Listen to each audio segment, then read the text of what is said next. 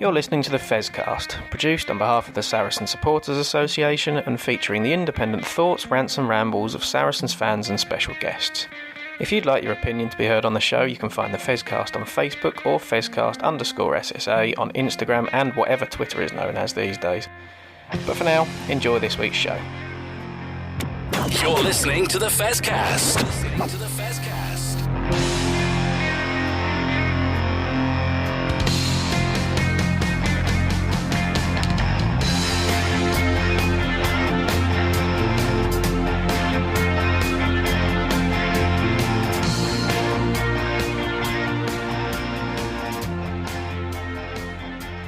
Well, hello everybody, and welcome to our penultimate. We think our penultimate. We're waiting on a few things to happen for next week's show, but our penultimate show where we're going to give out the awards. And as such, we've got pretty much a big crew in. So joining me tonight will be Barry, Duncan, Matt, and Joe. Yeah, we're going to do our awards of the season, and we're going to do young women's player, young men's player, and obviously men's player as well, and have a discussion about some of the players that have stood out. So I'll say good evening to everybody and starting off. Let's do the young women's player of the year. And to be fair, I'm going to bring Joe in first and say this one, Joe, I think it was fairly unilateral. I know Matt's going to argue with us because he did nominate another player, and we'll let him explain why he nominated them. But yeah, Amelia had an absolutely fantastic season, didn't she? In a position where we were slightly concerned at the start of the season that where players were going to go away on international business and whatever, was we going to have a player to step up? And Amelia, how old is she? 18, 19? Steps up and looked to the manor born, didn't she, Joe? Yeah, I think the cup run, Zoe coming back from injury, gave Amelia the perfect opportunity to go and show all of her skills at 10. Playing in the England under-20s team as well this year, so she's really taken leaps and bounds. And I think when we spoke to Zoe earlier in the season, Zoe's learning stuff from Amelia, and Amelia's definitely learning things from Zoe. So really good 10 shirts there, and backup 10s for going forward for next season, hopefully as well. Well, indeed, I'm going to bring Duncan in here now because, Duncan, you're someone who's mentioned in the past with the men's team, and, Owen Farrell on his way off to Racing now and everything like that, no longer a Saracens player. And we've been talking about 10 coverage, fly-half coverage in the men's game. And again, as I said earlier, we were a little bit worried with the women's game. The women's team, was that going to be there? But Amelia's just stepped up and done an absolutely fantastic job, hasn't she? She has. I think Zoe Harrison is by far and away the best kicker in the entire league. But apart from that, I think Amelia has, done just as well. And not just that, when Zoe was back and Amelia was coming on at 12 as a substitute, when she came on there, she looked brilliant as well. So there's no doubt about it. She's got an amazing future in front of her. Yeah. So, Matt, your chance now, mate. You turned around and suggested a different player for the young player of the year. And to be fair to you, Matt, you're looking at players being under the age of 25 being young. But the rest of us is under the age of 35, I suppose. But, just explain, because I think it's important that there were other players. There are other great young players coming through the ranks at Saracens in both the men and women's game. But we're talking about the women's game now. Just explain who you went for and why exactly. Yeah, the first thing to say really is that I certainly can't argue with Amelia McDougall being nominated for it because she's not only a fantastic young player, she's pretty much the youngest player who's played in that squad. So for her to feature so heavily during the season and play so well, absolutely deserving of it. But maybe I took the mick a little bit slightly and I went arbitrarily sort of picking early to mid-20s as being a young player. And the women's game perhaps is a little bit more difficult than the men's game for picking a young player because obviously people come into the game at different ages. Most men playing professional rugby have come through an under-18s and an academy and things, whereas the women's game isn't quite the same at the moment. But I picked Sophie Bridger. Again, as one of those players, I think she's 23, 24. And to be honest, if you look at our squad this season, have played most of the games, it's quite an experienced team. There aren't actually that many players under 25 or so that have really played frequently this season. Sophie Bridger and Bryony Field are about the only two, other than Amelia, really. But Sophie came into the club this season, and I think pretty much hit the ground running, playing in the 12 shirt. Has also got a very good boot on her, like Zoe Harrison and co. But yeah, I think she the fact that she came into the squad so quickly and featured so heavily for us, and is obviously someone that we had an eye on for quite some time, and is already around the fringes of the England squad as well. I thought she had a fantastic season, and I picked her instead of Amelia for no real reason other than just picking her, to be honest. So. Between Sophie, Bryony Field and Amelia, they're probably the three young players that have stood out this season. And yeah, I picked Sophie, but Amelia is certainly deserving of it. Well, absolutely. And Barry, I mean, you've got to agree with that, haven't you? The future looks very bright with all these young players coming through, and the fact that, you're looking at some older players now coming towards, not saying the end of their careers, but, they've been playing for a long time. So you need that succession, and we've always talked about succession being an important part of it. And, well done to the coaches for identifying these young players to bring through. Yeah, we're finding it harder in the men's game with the transformation between if you like, the old guard and the new guard, and obviously, as you say, it's very, very good that the women's coaches seem to have already thought about this, and they've already got players coming through, and hopefully they'll find it a slightly easier transition. And of course, talking about Amelia as well, it's great to see someone who started off playing at Saracens amateurs as well. Yeah, of course, yeah, and that is so very important. But I think, we've all been impressed with Amelia over the season, and I'll let Joe have the last word on this one. But to say, I think she's a very worthy winner, and as I say, I think we knew about some of the other players who Matt mentioned, Joe, and they've come in, they've been signed in, or whatever. Amelia really did come from almost nowhere, really, and as a youngster to come in. And to step into a team with so many strong personalities into a position that requires a strong personality themselves, a strong performer, some leadership. I think she's a worthy winner of our Young Player of the Year award for the women, isn't she? Oh, yeah, I don't think any question. I think the game for me that really showed so much of her skill was the game against Quins at the Stoop, where she had a brilliant crossfield kick that Paige Farries welcomed in her open arms and scored a brilliant try. And, she just doesn't seem daunted. Nothing seems to faze her in the slightest. And, I think she's got a very bright future ahead of her. And one I think that perhaps has come just towards the end of the season that's just come onto the radar is Tori Sellers at scrum half, who had a brilliant game against Loughborough Lightning, and probably another good one at under 20s for England with a great future ahead of her as well. Well, indeed, yeah, I was very impressed, and you could see that when we interviewed Leanne Infante, and I half jokingly said that she was 1/3 of a scrum half hat trick on the day, and Leanne actually took it in very good measure, as it were, and you could see that the experienced players are looking at these youngsters and in the right way. That some older players look at youngsters coming through and think, how am I going to beat them? How am I going to stay in the team ahead of them? Whereas I think the Saracens, and what they're so good at, is saying, this young player's coming through, I'm going to make it as hard as possible for them to take my place. But if they take my place, we know that they'll have earned it, and I will do everything to help them. And that's fantastic to see. Now, well done to Amelia. Congratulations, our Young Player of the Year. Something more contentious, and we can have a little bit of a discussion now and a fight about it. In a season where Saracens, again, didn't achieve what they would have set out to achieve at the start of the season. And I mean, I'm not saying that in any way critical of Saracens, but me and Matt interviewed Alex Osterbury at the start of the season for the SSA event at Stonex, Matt, and I'll bring you in here now. And I interviewed Alex, and it was clear from him that the not getting to the final last year was a huge driver for him, wasn't it, Matt?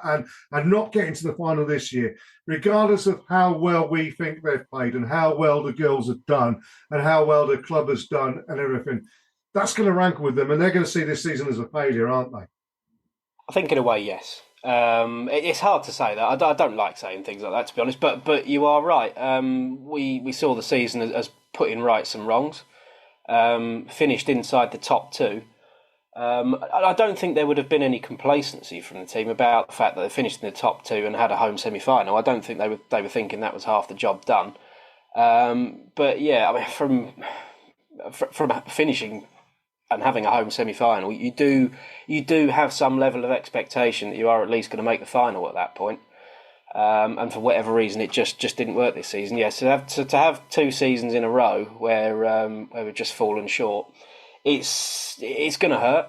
But you saw from Marley Packer's sort of post-match chat with the team on the pitch.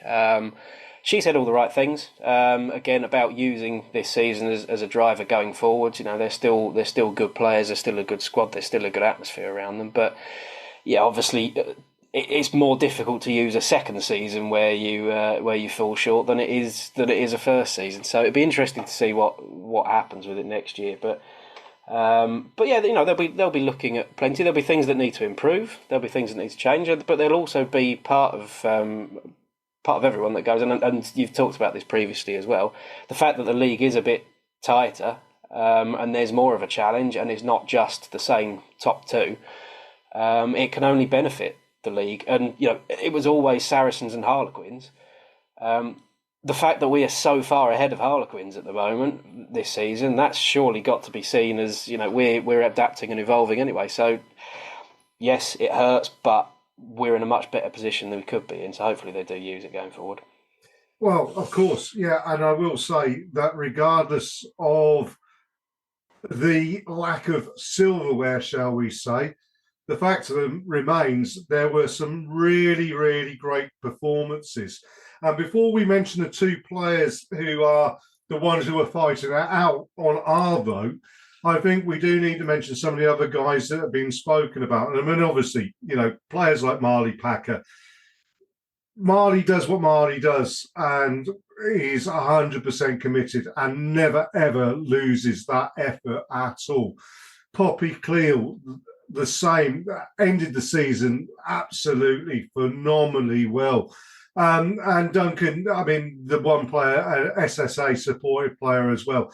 May Campbell, I mean, May's just a force of nature almost, and embodies, I think, an awful lot about Saracens, where they do have the superstars who go off and play for England or their country, Scotland, Wales, whoever it may be, you know. And Georgia Evans is another one like that who's been mentioned by Sam, who can't join us tonight. But, you know, I mean, Sam's probably got an exclusion order taken out on him by Georgia as well. But, I mean, you know, May Campbell was mentioned, Georgia was mentioned. These players have really stepped up, haven't they? And, you know, regardless of the fact that they won't have ended the season the way they wanted to, they can walk out of StoneX with their heads held high, ready for next season. And they're going to be very important next season, which is going to be severely disrupted. We don't know to what extent yet, but there's a World Cup, and those kind of players are going to be even more important than they've been this season. Yeah, there's been some brilliant players there. We did win some silverware, by the way. The cupboard isn't bare, and that's going to stand us in good stead for next season, I think. I agree with you 100% there. Barry, what we will do, though, is we'll move on to a couple of the 2 players who got more votes from us. And I mean, bearing in mind, our voting pool is quite small. I mean, they got 2 votes each out of 7. So, I mean, it's not like there was a landslide here, and it shows how close they are together. But first of all, I mean, when we talk about world-class players and we talk about absolute superstars of the game, one of our nominees is Sophie de Goody, who is a cheat code in rugby. And I said this about Anton Dupont, didn't I, the other week, talking about the European final, the Champions Cup final, sorry. Sophie's, she is a rugby player and cheat code. There's nothing that girl cannot do. No, she's supremely talented, supremely skillful, and yeah, she is the whole package. And that's the reason why she's won Canadian honours at every level going through. You know, she's a class act, and long may she continue in the black and red. Yeah, of course, yeah. I mean, I think she does make a huge difference to the side, and she's still quite young as well. Like our other nominee, who got 2 votes, and the player that I put out there, Sydney Gregson, who I think, one, has had a particularly brilliant season, Joe, and also slightly unlucky not to get more international recognition. I mean, she has played for England in the Six Nations, but she seems to be a little bit slightly down the pecking order, which I think is a bit unfair, because if you were picking a centre on form this year, Sydney's there. And I think Sydney actually deserved to be in the running for some of the Player of the Year awards, and really didn't get mentioned. And it confuses me slightly why that would be, Joe. Yeah, I think she can probably justifiably feel a little bit hard done by, Sydney. We talked about her in the Women's Six Nations and her not getting much game time, and you know, she has been on fantastic form throughout the year. She's scoring tries. She's been all over the park. She's been throwing herself about, tackling left, right, and centre. Sometimes you think that there's more than one Sydney Gregson on the field of play, to be fair. She's had a great season, and I think it's disappointing for her that she's not received more recognition than she probably has had, because I think she probably deserves it. Well, exactly, and I think that's why, as great a season as Sophie Deguy has, and if the consensus between us is that Sophie is our Player of the Year, then I would quite happy with that. But I think the 2 things that mark out Sydney more than anything else is the fact that she gets the knockbacks at international level that perhaps she doesn't deserve, but keeps on coming back. And I'm going to let Matt reply to this one, because he's just stuck his hand in the air. And he's been away for 3 weeks anyway, so he's obviously got a lot to talk about, But yeah, I think with Sydney, the 2 things that really, really mark her out for me as I've had a great season is the fact that she hasn't had the recognition she deserves, but she comes back each week, and instead of sulking and going, why didn't I get to play? She goes out and says, well, next time John Mitchell picks an England squad, I'm going to make sure that conversation, at the very least, in my position, is very difficult. But more importantly than that, and I think an awful lot of Saracens girls are exactly the same, she plays with the most wonderful smile on her face and a joy of playing rugby that I think is absolutely infectious, and has helped Saracens this season and helped young players appreciate what it is to play for Saracens, but also will be vitally important next season after a season of disappointment, Matt. Yeah, I mean, what I wanted to come in on really was Sydney again, because I'm the same as you, Jez. I put my vote in for Sydney, and it's partly, I think we all have a little bit of this about us, partly a bit of an underdog factor.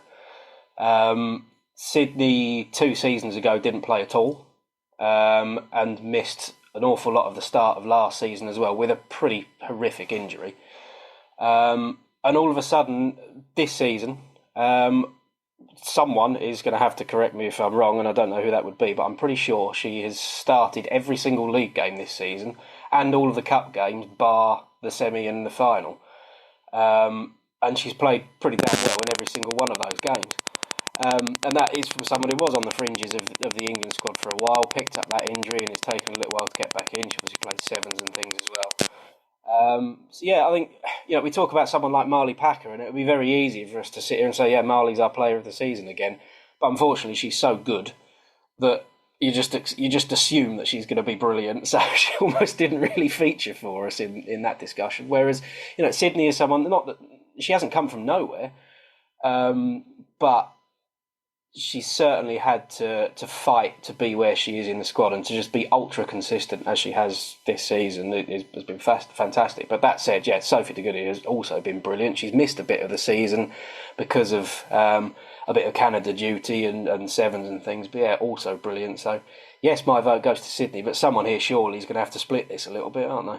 Well, this is how we're going to split, I think. Now, me and Matt have nailed our colours to the mast, as it were, and we are in the Sydney camp. I also believe, I speak for myself, but I'm sure I speak for Matt to say that if the decision is Sophie, then we have no problems with that whatsoever. Duncan, Barry and Joe, over to you. You have the casting votes between Sydney and Sophie. I'll start with you, Duncan. You've heard what we've all had to say. Sydney or Sophie for you? Well, I think Matt saying that Sophie de Goede missed a bit of the season is one of the understatements of the last century.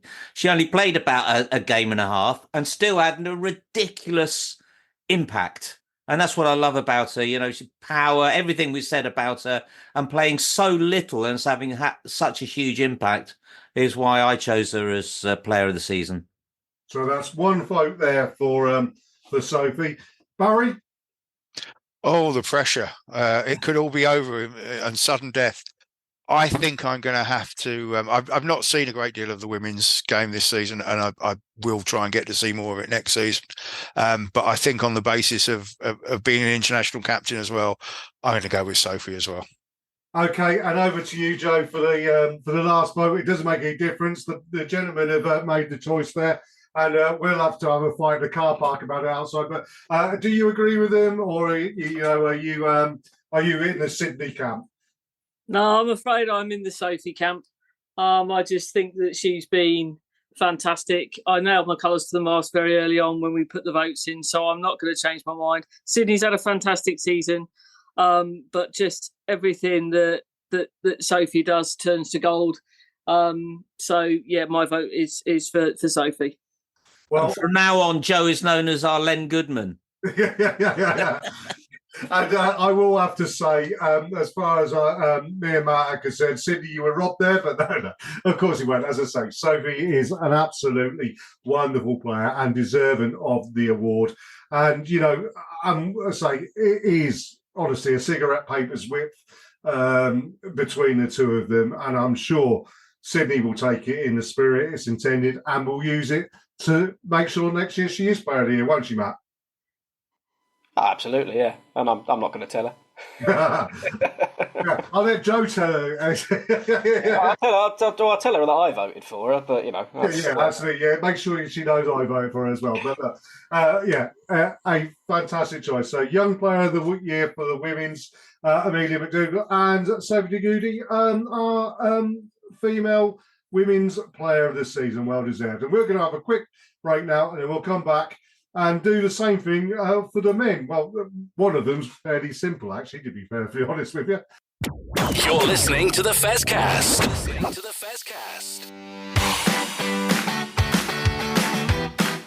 You are listening to the Fezcast, which is proudly sponsored by the Saracens Supporters Association, and I'm Alison Davis, one of the SSA committee.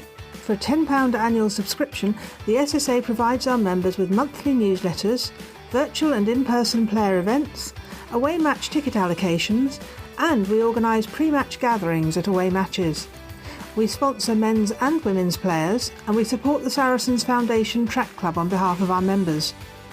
On top of all that, every year we have a seasonal SSA badge, which is exclusive to members. Where else can you get that much value for a tenner? Join now at membermojo.co.uk/SSA, or come and see us on match day in the Oasis at the Stonex. This is the Fezcast. Well, welcome back to our end of season awards show from the Fezcast. And joining me is Joe, Matt, Duncan, and Barry. And shall we do the men's player of the year? We'll do it the other way around this time. The men's player of the year, and then we'll do the young player of the year, because we have to have an argument on the young player of the year again, and Joe gets to be Len Goodman again. So, but yeah, our player of the year, and I'll come to you first, Barry, it was unilateral, to be perfectly honest with you, wasn't it? And I mean, the one player throughout this season who we were saying, for Christ's sake, get him signed. Get him signed. He was only on a year contract, and he was having stellar performances, often in games where Saracens weren't being Saracens, Barry, but he stood out. Juan Martin Gonzalez, Argentinian back row, a young player, could probably, under Matt's rules of being under 36 or whatever it is to be a young player, could have also been the young player of the year. But Juan Martin, what an impact he has had on the Saracens team, Barry.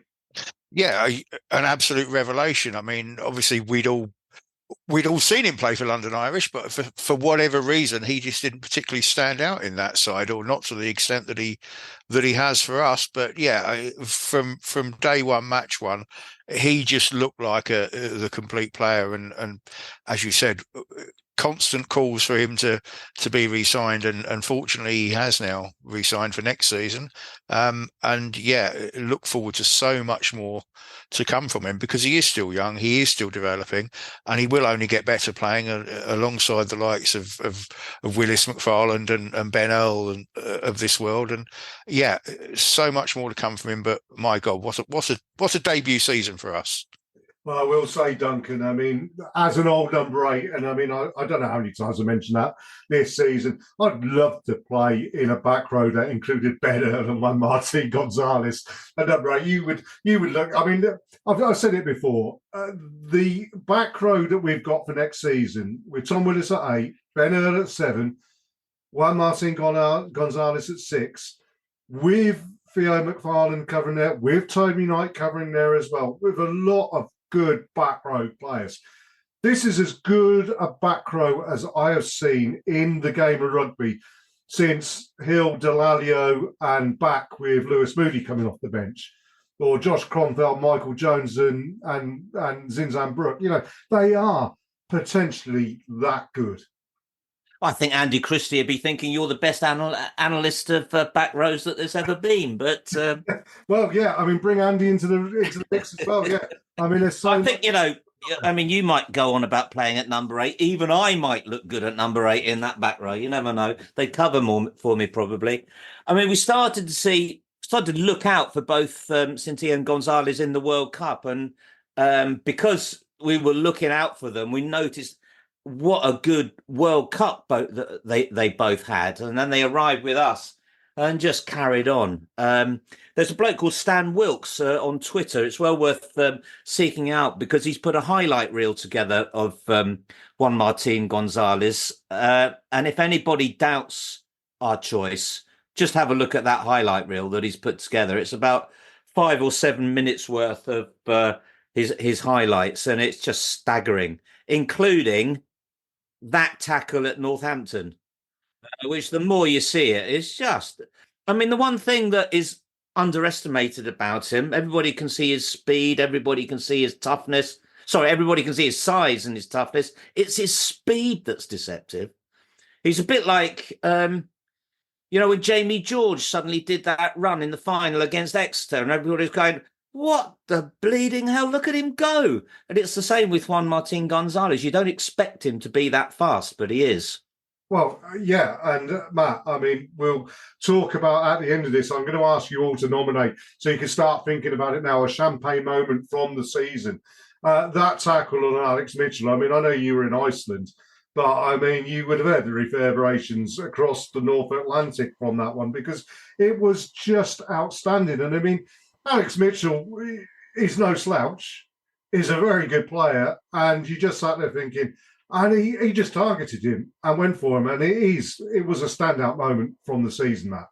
It was, yeah. I mean, I think it's what actually caused the latest eruption of a volcano that slightly disrupted my my holiday. So thanks for that, Martin. But yeah, the Saracens men's season, I think a lot of it, when we were discussing players of the season, I think quite often we're a bit of a sum of parts team. You can pick out 25 players that are all worthy of being the player of the season.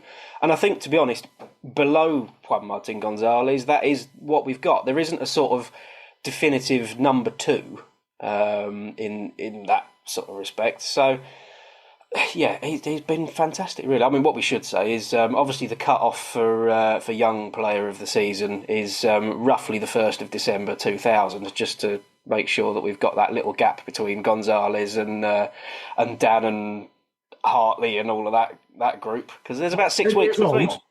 Yeah, we're at the turn of the millennium for our young players, which is really starting to great. But yeah, I mean.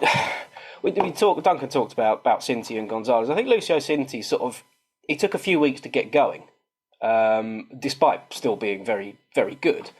But yeah, Juan Martin Gonzalez just seemed to hit the ground, get going. And for someone who's, uncomfortable in front of a camera and in front of a microphone, very understated and likes to be in the background, he certainly likes to be at the forefront of everything that goes on the rugby pitch. And right at the start of the season, I compared him to Theo McFarland. My issue from 2 seasons ago with Theo McFarland was he'd have a 10 out of 10 game one week and be pretty anonymous the next. That seems to have changed this season, but Juan Martin Gonzalez was just that solid 8 out of 10 every single game, and sometimes 9, sometimes 10. He's had a fantastic year, and yeah, we were all saying it, throw as much money as we possibly are allowed to at him to try and keep him, because there were signs that he was potentially moving somewhere else. So I'm glad we got him, and I'm glad we're keeping him for quite a while now. Well, yeah, I think you're absolutely right there. And Joe, I mean, this is something that we've seen in the women's game and we see in the men's game. And as everybody said there about the fact that we are a sum of the parts. Juan Martin at London Irish looked good, looks impressive. Went to Argentina, looks impressive. When you put a player of that quality amongst great players, good players, they could do one or two things, can't they? They can kind of like get overawed by where they are, or they can use them as a springboard to be better. And we've seen it with the women's team. An awful lot of those players come up to that level. And Juan Martin Gonzalez has done exactly the same, hasn't he? Yeah, I don't think you can say any more superlatives about him, really. You guys have all covered him off. He's just been awesome this season and well-deserving of our award.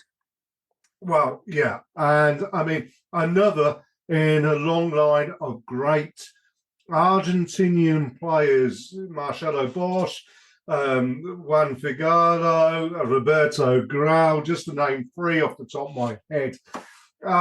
Great Argentinian players, and we've seen them find them, and they like being part of that Saracens kind of operation. So well done to YMG on that award. Now we come to another fight, as it were, another discussion. Young Player of the Year, and the first thing I'm going to say is what I think we've seen this season, Duncan, and you can disagree with me if you want here, but I think what we've seen is that players like the Vunipolas are moving on, Owen Farrell's moving on, Sean Maitland's retired, Alex Lewington's retired, Alex Good is still there. I think they'll be taking Alex Good out in a box at some point when he's like 96 and he's played his 742nd game for us, something along those lines. But I think Mark McCall, Nick Kennedy, the club, whoever, have all sat down and said, do you know what? We're going to build another dynasty.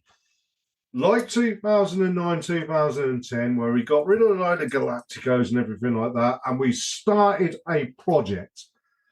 What's infused Mark McCall is another project, and we've started seeing a lot of young players coming through in the club.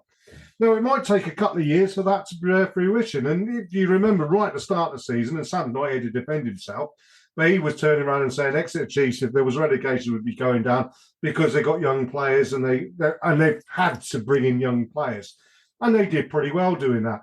I think Saracens are doing exactly the same. And we've got an awful lot of young players. So before we talk about the 2 players that came out top, there are some great young players. Tom Parton's done really well this year, hasn't he? I think. There's a couple of lads, Toby Knight in the back row.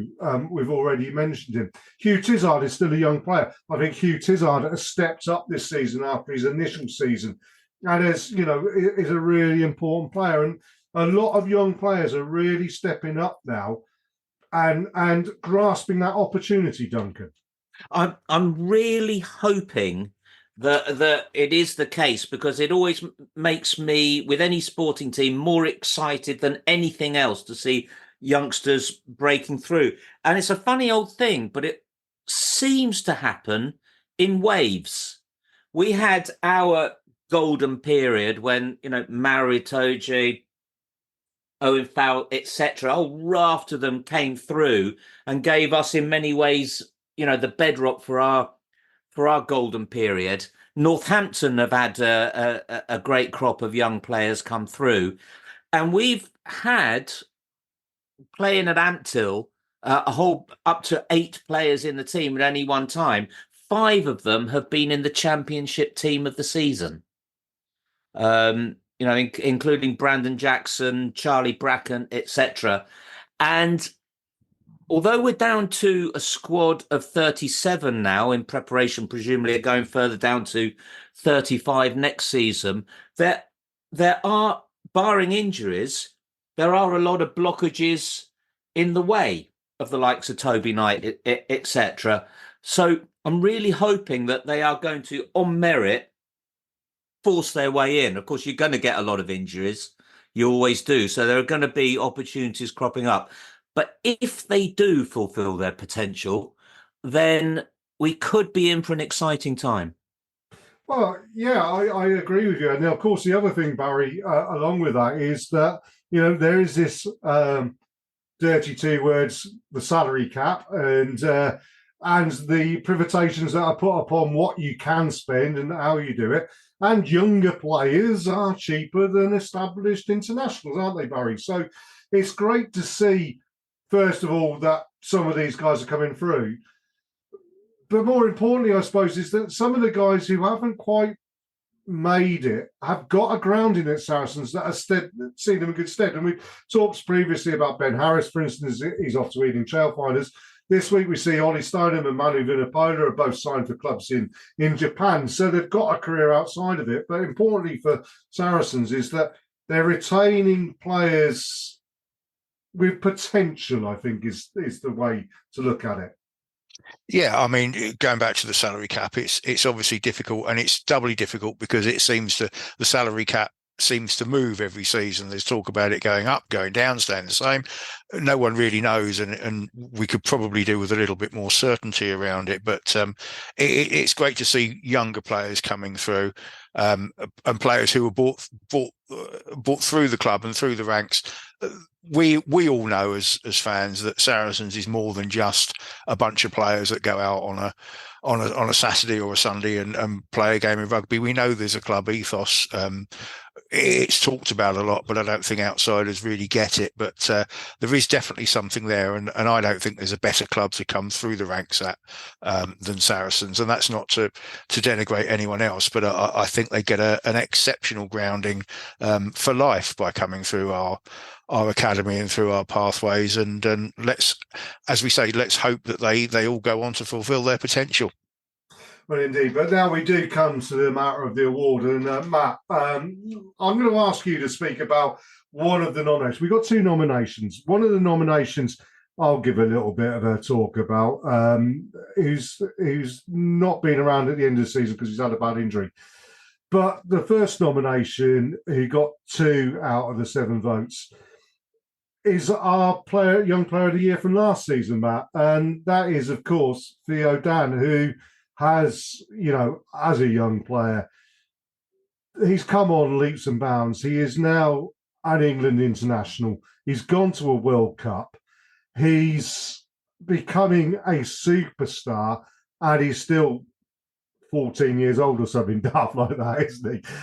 But yeah, I mean, one thing we've been blessed at Saracens over the years has been great hookers who have changed the way that the game's played. Shout Brits did it, then Jamie George did it. Shout Brits retiring, what are we going to do? Jamie George came along. Jamie George is now 33 years old. You know, how many seasons has he got left? Theo Dan has taken that role and then has moved it on somewhere else. And when we come to the champagne moments, I think for me that there'll be a champagne moment when we talk about the game at the Tottenham Hotspur ground. Theo Dan kicks that off big style, didn't he, Matt? He did, yeah. And yeah, I totally agree with you. Theo is he's sort of following Jamie George's career in a way, in the way he's being brought into the team. Jamie obviously spent a bit of time behind Shout Brits and then subbing in for Shout Brits and then sharing the shirt with Shout Brits. And Theo Dan's been doing the same over the last couple of seasons. Perhaps would have done it slightly earlier because he's another one that had quite a serious injury at an early stage of his career. He is only 6 weeks younger than Juan Martin Gonzalez. As Barry's quite helpfully put, he's a Boxing Day lad from 2000. You know, it's ridiculous, isn't it? It's far too young. But yeah, again, another one that's changing the game. And you know, I'm enjoying the fact that, you know, Shout Brits really did just rip up the rule book for hookers, and there's now a lot of dynamic front row players in the league pretty much because of that. But Theo Dan has really stepped into that. And yeah, he's got a big old highlights reel this year. I think last year we perhaps thought he was... there were parts of his game where he was a bit raw. He was almost trying to do a bit too much sometimes. But yeah, this year he's on merit sometimes been ahead of Jamie George, who is still an established brilliant player and England captain. So... yeah, we've got huge things to expect of Theo Dan, and like you say, the cab rank of hookers just keeps continuing. I mean, behind him we've got Samson Adeyemi, who we all like the look of when we've seen him. James Isaacs behind that has been playing for England under 20s. You know, it's just never ending. So yeah, Theo Dan got the vote for me, but it could have gone either way, to be honest, with the other fella that you're going to mention. Well, yeah. Before I mention him, though, and I'll ask Joe to also speak about this guy as well, if you like, as well, Joe. But Theo Dan, born on the 26th of December 2000, which Boxing Day 2000 was the day that I played my first game. On Boxing Day, Abingdon Rugby Club play youngsters versus old buggers. And that was the first game I played as an old bugger for Abingdon Rugby Club. And I was 28. I mean, that's terrible, isn't it, really? But I mean, yeah, that's not made me feel really good at all. But never mind. No.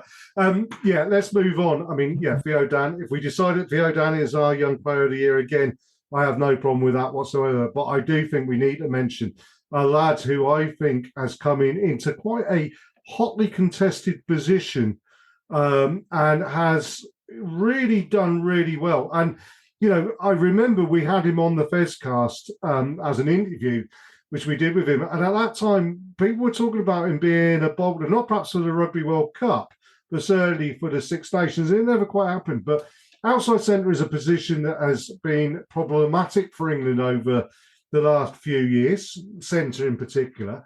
And Ollie Hartley came to us via a circuitous route, Joe, but has stepped in and has been really, really impressive. A big physical specimen who is very, very quick, great in defence, great in attack. And when he's played, you know, especially given the fact that Alex Lazowski had a bad injury as well, and we needed him to step up, he did a pretty fine job, didn't he, Joe? Yeah, I think he's had a really, really good season. You know, again, somebody that's come through the ranks and represented England as well at age grade level, and very, very domineering player who I think has got a really, really promising future ahead of him. Yeah, and you know what? And I'll ask Duncan here as well. I mean, Duncan, what I like about Ollie Hartley more than anything else is that he plays with a swagger. And, you know, the great centres of the past, particularly outside centres, and I'm thinking Philippe Sella, Jeremy Gusker, Will Greenwood, they played with a swagger. And Ollie's got that little bit of swagger about him. He knows he's a big guy. He knows he's a physical specimen. He knows that this is the thing, right? Okay, when I played, I always talked about players, Duncan, that could score tries and those that couldn't score tries. And it wasn't a criticism, but some players see the line and they're looking for the support runner, or they're looking for the pass. Ollie Hartley's not like that. He sees a line and he's going to score a try. And invariably he does. I totally agree. I mean, if you look at the young player who's had the most effective minutes on the pitch, it's Theo Dan again, because he's played a lot and he's been brilliant. I suppose, but what I voted for Ollie Hartley, and I guess I'm really, the competition I'm really voting in is the emerging player of the season, because Theo Dan emerged the season before. Otherwise, I'd vote for him. I think that conversation earlier on in the season, Ollie Hartley should be in the England squad, was way too early. But what we saw was the way that he improved through the season, right up to the most annoying 30 seconds of the season when he was injured, because that 20 minutes that he played before, he was just brilliant. Like you say, big and fast and dangerous. And I think after he came on that match, he had a hand in every single try. And I think he was on the cusp of owning that position. Lucas Sinti is a great centre as well, but Ollie Hartley was dangerous. And so we won't see him now, apparently, until December, which is a huge shame, because he really was looking top notch. Yeah, he was. Absolutely, he was. And yeah, after our last break, we're going to talk about champagne moments. I think actually you're right there, Duncan. The Pomain moment of the season was the fact that we didn't just boot the bloody ball out in that game and got it off the field, and it ended up with that injury. Well, Matt, you've nailed your colours to the mast there with Theo Dan. Duncan and me, we've nailed our colours to the mast with Ollie Hartley. Barry and Joe, it's down to you two guys again, and I'll come to Joe first, so Barry can be the casting vote if needed. But Joe, Ollie Hartley or Theo Dan, where's your vote going to go? Ollie. Thank you, Barry. You don't have to think that. But Joe, tell us exactly why. Just give us a little bit of a précis there. Why Ollie's your choice? Yeah, I was a little bit undecided. As you know, when we were casting votes, I haven't seen much of the men playing, certainly in the live games at the grounds. So, but I did do a little bit of a Google web of those two players, and I think I agree with what you were kind of saying there around Theo. I think he's a brilliant player. I think he has come on leaps and bounds, but I think Ollie has definitely stepped up this season, and it's for that reason I think he's made the most improvement this season, and just edges it over Theo. Oh, excellent! Thank you, Joe. And Barry, do you concur, or are you going to be throwing your dummy out the pram there? Well, no, because I voted for Ollie in the original vote, so I'm not going to change. But I think Duncan really summed it up, because it probably would have been Theo Dan in any other season. But the fact that his breakthrough was the previous season, it's almost breakthrough player rather than the young player, I guess. What I'd like to say is I'd like to vote for scrapping this category on the basis that both of them are at least 48 and a half years younger than I am. Yeah, they don't look it though, Duncan. I mean, you still look young. I mean, just get the Grecian 2000 out. You'll pass for a 52-year-old at some point, mate. I lost that bottle. Look, let's have a break there, and then we'll come back and just talk champagne moments to finish off this week's Fezcast. You're listening to the Fezcast. Hi, Alex Osterbury here, Director of Rugby for Saracens Women. You're listening to the Saracens Fezcast. This is the Fezcast. Well, welcome back to our last moment, where I'm going to ask Duncan, Barry, Joe and Matt for their champagne moments, and I'm going to throw out my champagne moment as well. But before we do that, welcome to the club for next season. We've talked about signing youth. Fraser Balmain's coming to us from Gloucester. You can't call him youth, but he's going to be a very valuable signing.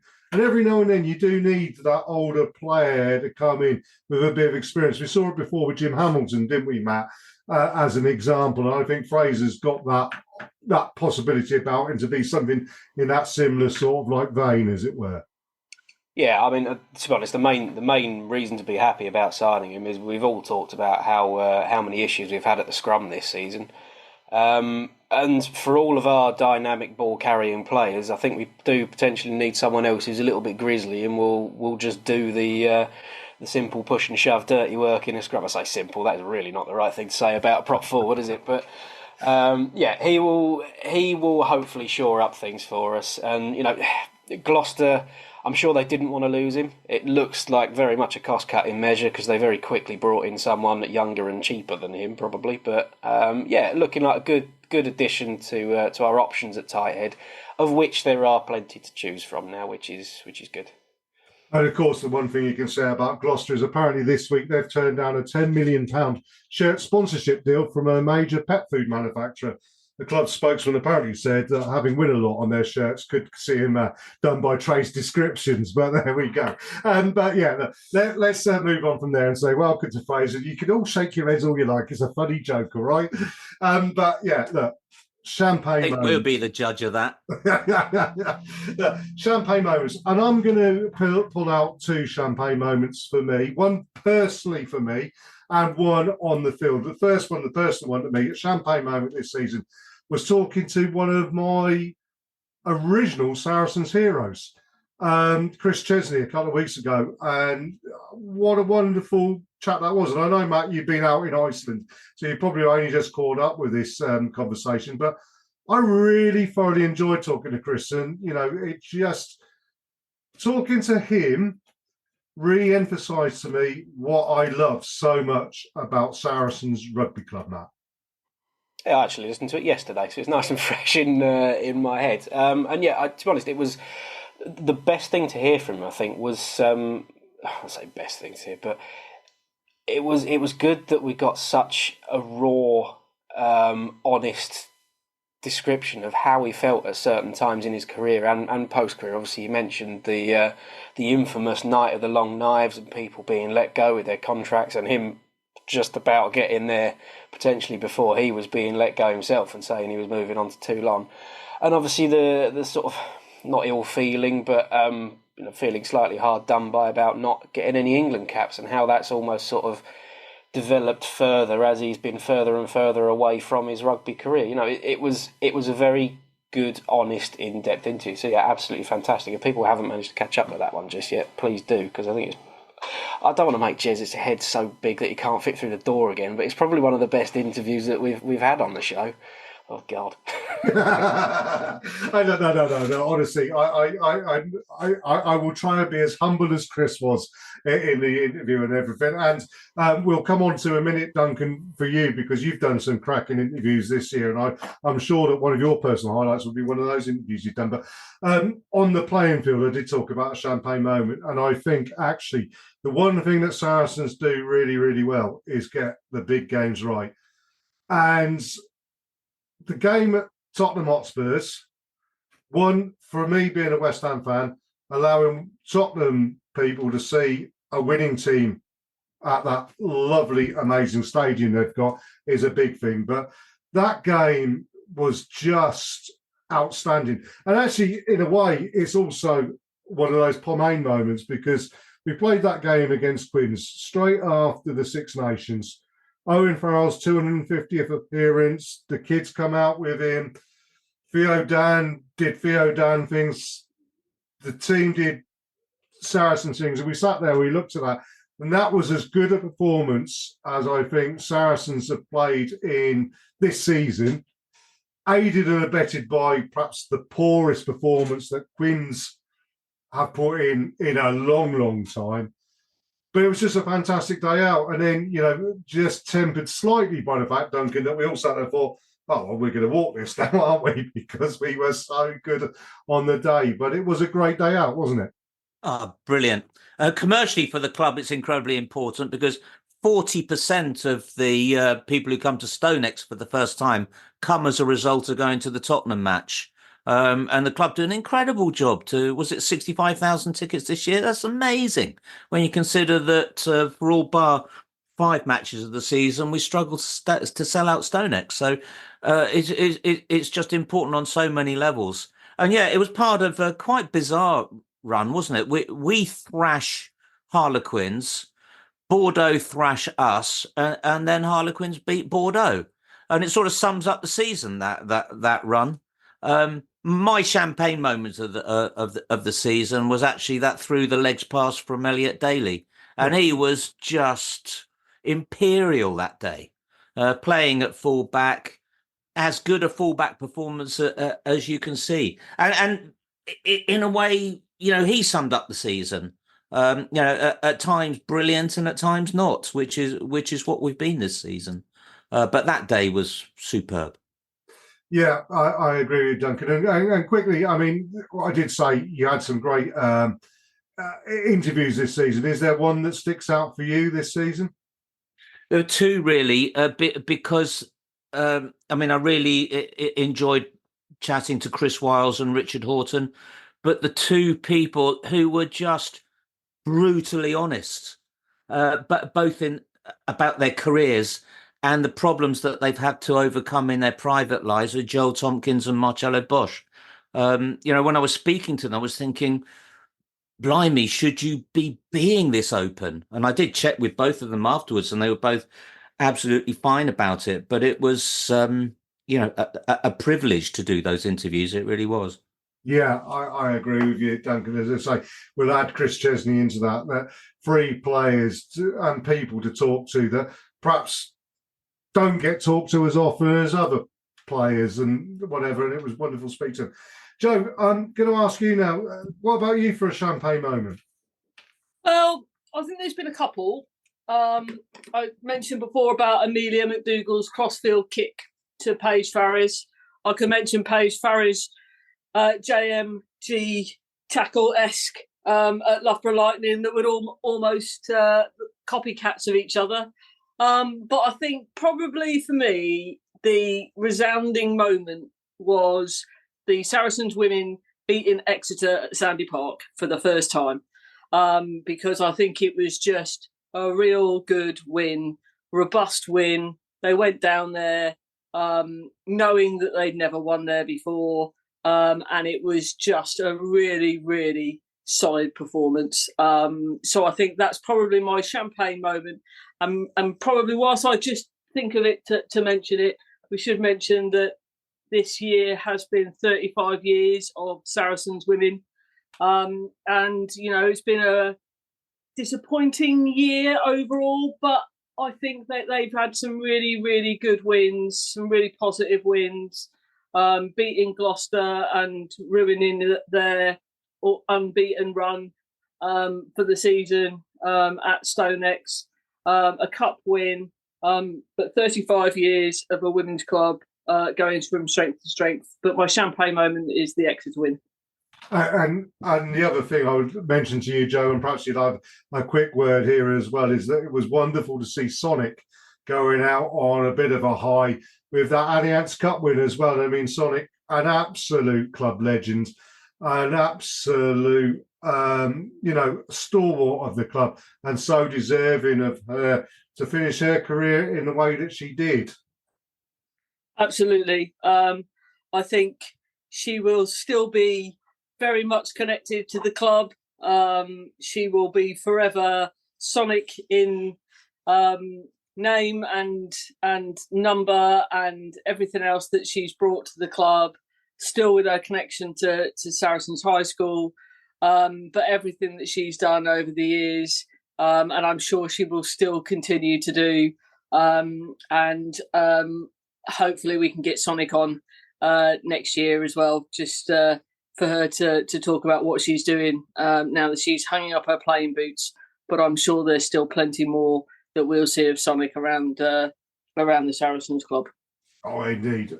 We certainly will do. Now, back to you now then, Barry, for your choice. And I will just say on the end of what Joe said there, obviously, if Gloucester do go out and beat Bristol in the final, it'd be wonderful to say that Saracens were the only team that beat Gloucester this season, which would be a wonderful thing, wouldn't it, Barry?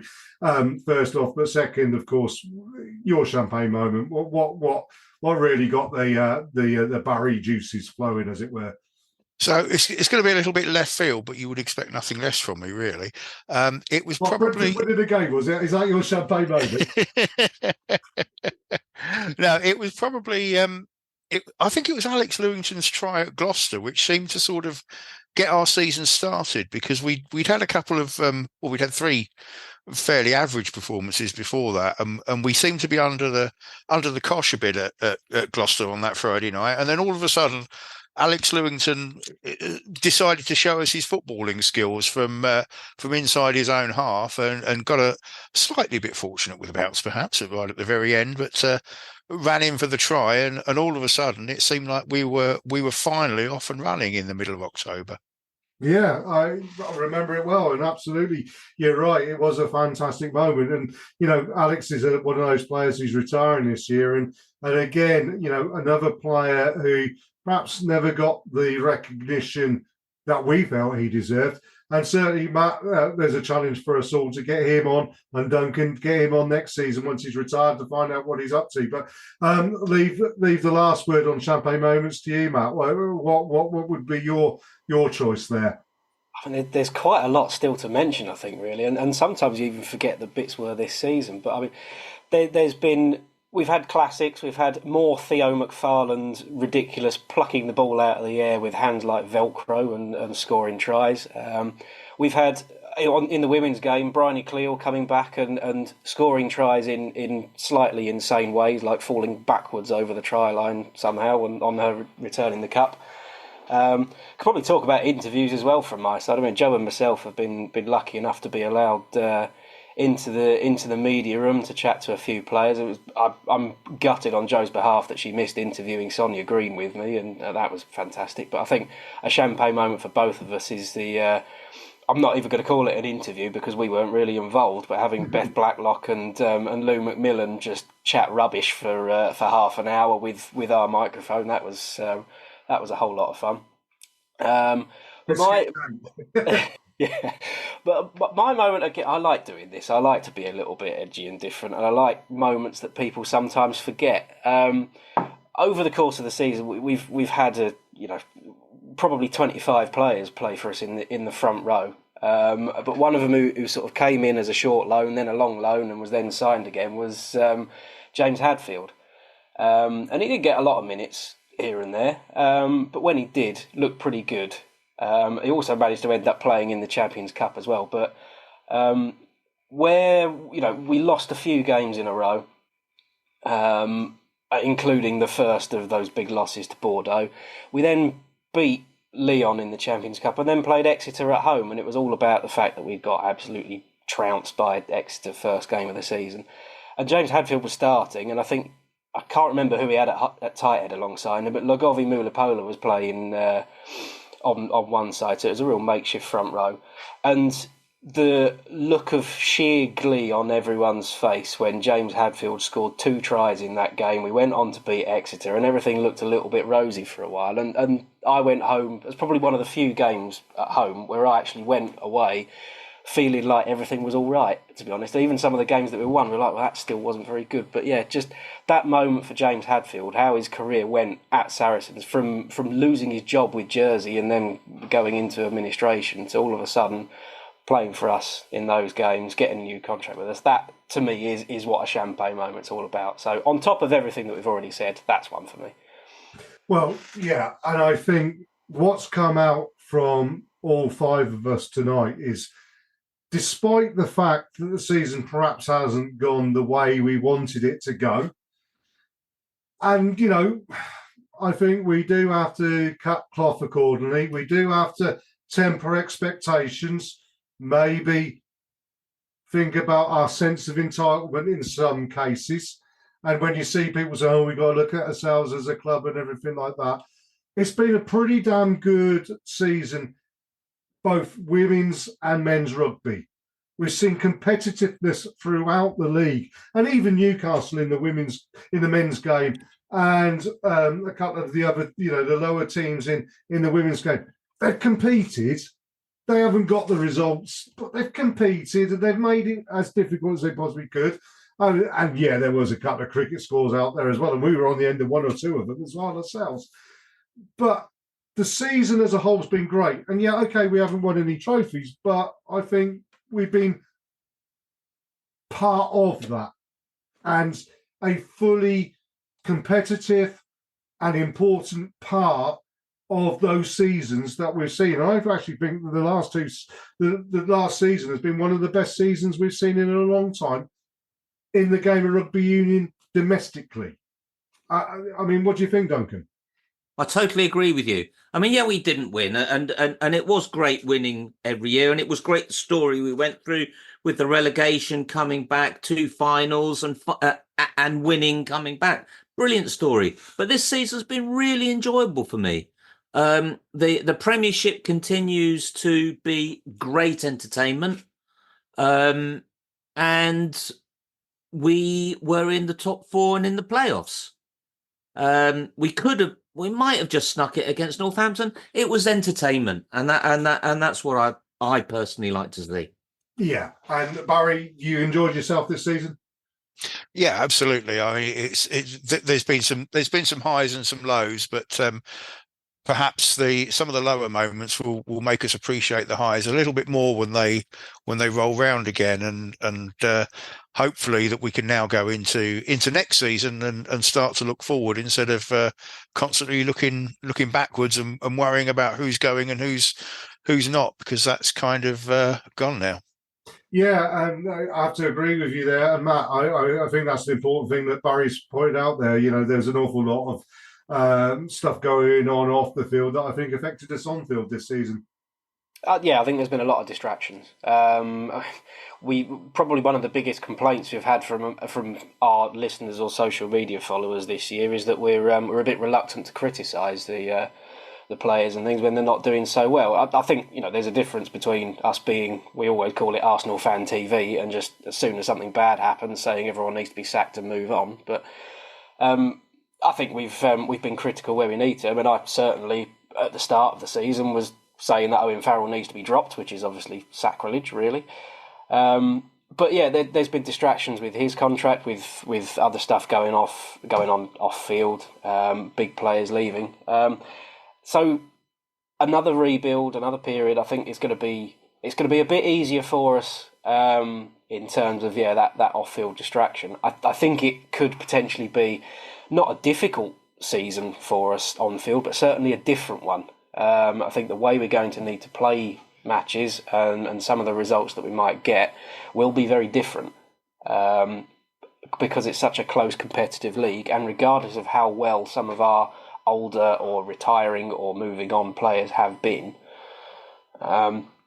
it's going to be tough. And so you might hear a bit of complaining from us next season, but yeah, we'll just have to see. I think the best thing to do, though, is just to stay positive. We're in a new Saracens era, and let's enjoy it. And the same for the women's team as well. It's going to be exactly the same for them. So, yeah, we'll see. Yeah, we'll do. And Joe, last words to you very quickly, because I know you got to shoot off. As we say, I think last season was very much a amaretto and orange juice kind of season, wasn't it, Joe? In so much as it seemed a good thing at the start of it, but eventually you end up getting tasered by the Spanish police. Well, nobody likes getting tasered. That I can ascertain to. But the bottom line is that there's been great moments, there's been good moments, and there's been not so great moments. I think looking forward, it's just about building ourselves back up, going out there and showing what the Saracens family is all about going forward. Get the fan bases out there to go and support the team at Stonex and at those away games, and just keep driving forward. We've mentioned throughout the season about what was Saracens Mavericks as well, who have now left the Saracens family, but I think there'll always be that connection there as well. So, we wish them the best for the forthcoming season as well. But no, all about building, and the team I know value people coming out and watching them. So we look forward to starting again next year. Well, yeah, I 100% agree with you there, Joe. And I think it's very important that we do that regardless, and that we'll continue doing what we do here on the Fezcast. Duncan, last word to you, mate. Yeah, just a side note. As we move into the usual summer desert of Saracens' interest, just a note to say, I saw on Twitter before it came on that Fergus Burke's playing for the Barbarians against Fiji next Saturday.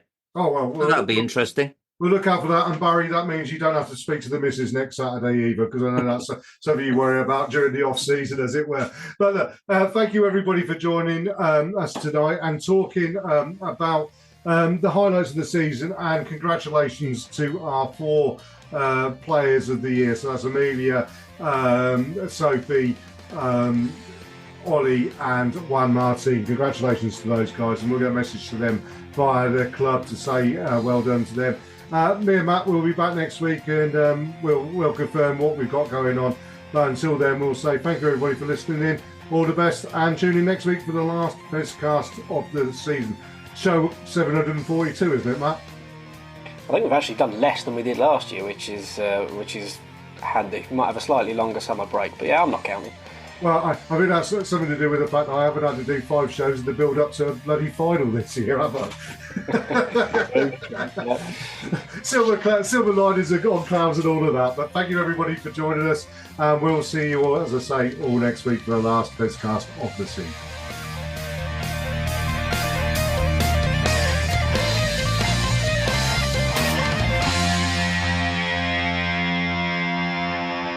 This is the Fezcast.